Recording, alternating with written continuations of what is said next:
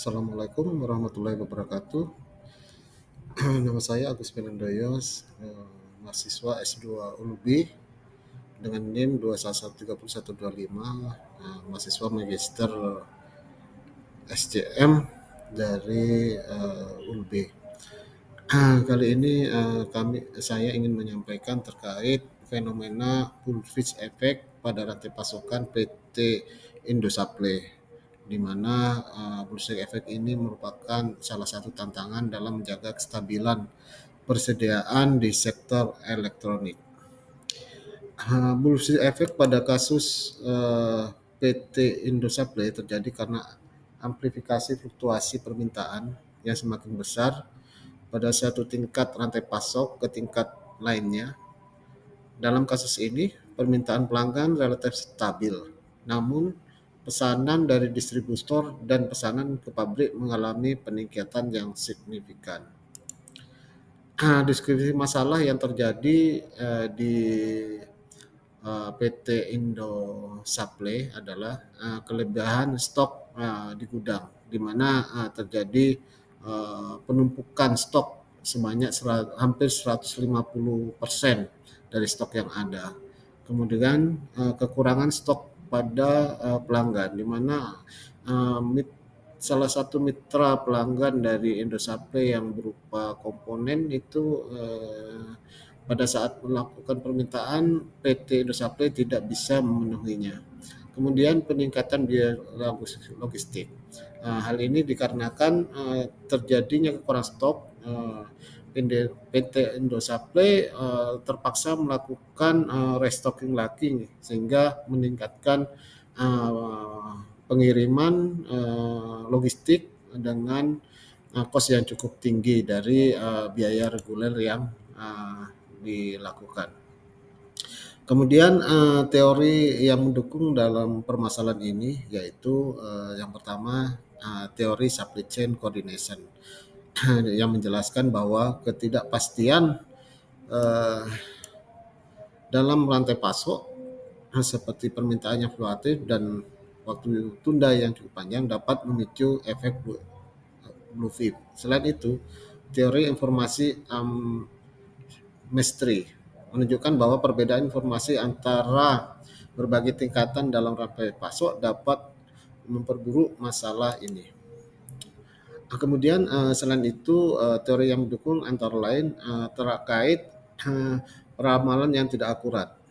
Setiap tingkat dalam rantai pasok membuat perkiraan permintaan berdasarkan informasi yang mereka miliki. Ketidakpastian dalam dan kesalahan dalam peramalan di setiap tingkat akan memperkuat fluktuasi permintaan. Kemudian lead time, waktu tunggu antara pemesanan dan penerimaan barang juga memperburuk situasi.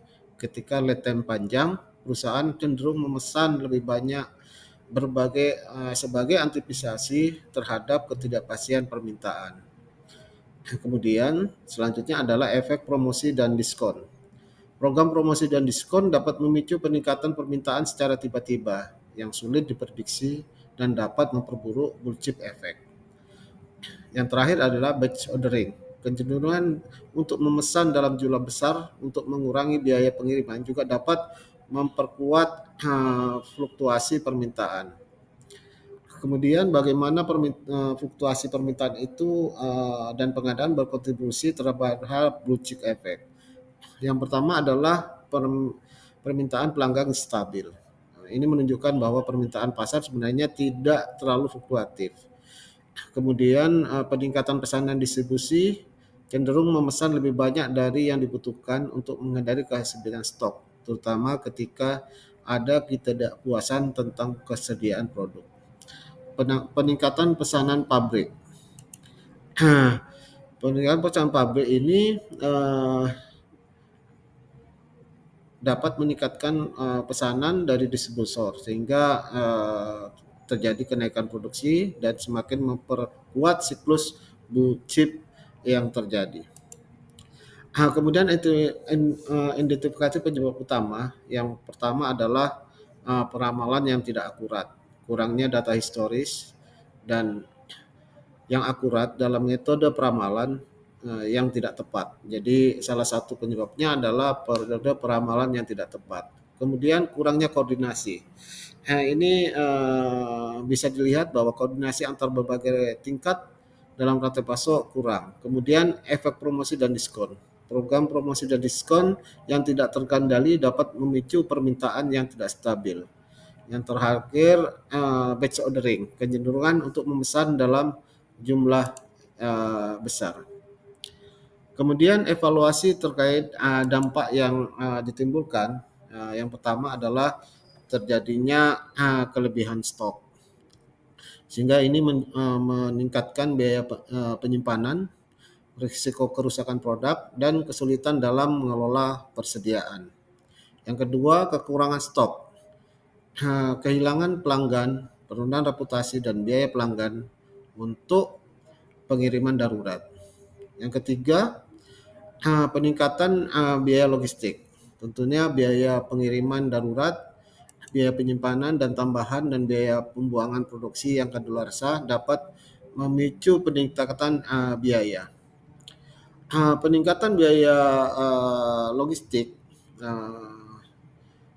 kita ilustrasikan, misalnya biaya pengiriman normalnya asumsi 100.000 per unit. Kemudian pengiriman darurat 150.000 per unit. Kemudian lakukan penghitungan jumlah pengiriman darurat. Nah, ini ada selisih gap yang terjadi antara pengiriman normal dengan pengiriman darurat, sehingga terjadi dampak biaya hampir 50% dari biaya logistik yang sebenarnya diperlukan sesuai dengan anggaran dari yang direncanakan di RKAP perusahaan tersebut. Kemudian rekomendasi yang bisa diberikan untuk blue chip yang terjadi di PT Indo adalah yang pertama peningkatan akurasi peramalan. Jadi kami merekomendasikan untuk menggunakan metode peramalan yang lebih canggih, misalnya ARIMA, exponential smoothing. Kemudian pengumpulan data juga harus lebih akurat dan lengkap. Yang terakhir, harus melibatkan semua pihak dalam proses peramalan. Yang kedua adalah peningkatan koordinasi. Peningkatan koordinasi harus melakukan implementasi sistem informasi yang terintegrasi.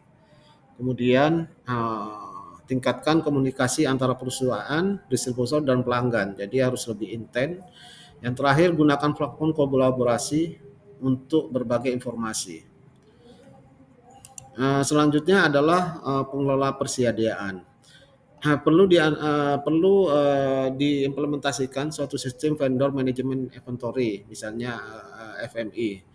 Kemudian bisa menggunakan metode ABC untuk mengklasifikasikan produk berdasarkan nilai dan volume. Yang terakhir, optimalisasi tingkat layanan pelanggan. Kemudian melakukan penyesuaian dampak promosi. Perusahaan harus melakukan analisis dampak promosi terhadap permintaan, kemudian melakukan program rancang promosi yang lebih terukur dan terkendali. Yang terakhir, rekomendasinya adalah batch ordering. Pertimbangkan kembali untuk pemesanan dalam jumlah lebih kecil namun lebih sering. Kedua, gunakan teknik just in time. Kemudian simulasi pengaruh kebijakan tersebut, antara lain kami merekomendasikan menggunakan model simulasi, skenario, dan metrik. Model simulasi menggunakan software simulasi untuk membangun rantai pasok yang sederhana. Kemudian simulasikan berbagai skenario dengan menerapkan kebijakan yang berbeda. Kemudian lakukan pengukuran dampak kebijakan terhadap tingkat persediaan, biaya logistik, dan tingkat layanan pelanggan. Skenario itu bisa dilakukan dengan melakukan implementasi FMI dan peningkatan akurasi peramalan.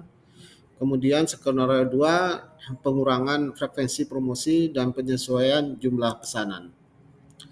Kesimpulan yang bisa kami berikan untuk PT Indosat adalah Bluefit efek pada PT Indosat disebabkan oleh kombinasi berbagai faktor, termasuk peramalan yang tidak akurat, kurangnya koordinasi, dan efek promosi. Untuk mengatasi masalah ini, perusahaan perlu meningkatkan akurasi peramalan, perbaikan koordinasi, dan mengoptimalkan pengelolaan persediaan dengan menerapkan solusi yang tepat. PT Indosat dapat mengurangi fluktuasi permintaan, meningkatkan efisiensi, memberikan layanan yang lebih baik kepada pelanggan.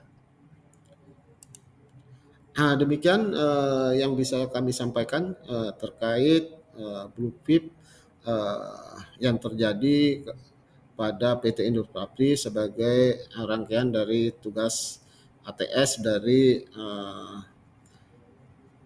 perkuliahan Magister Manajemen S2. Terima kasih. Assalamualaikum warahmatullahi wabarakatuh.